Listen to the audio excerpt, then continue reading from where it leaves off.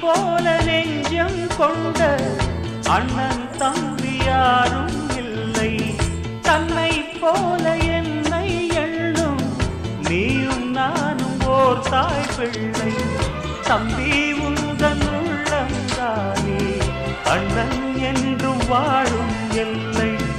ஒன்றாய் காணும் வானம் என்றும் ரெண்டாய் மாற நியாயம் இல்லை. கண்ணோடுதான் உன் வண்ணம், நெஞ்சோடுதான் உன் எண்ணம்.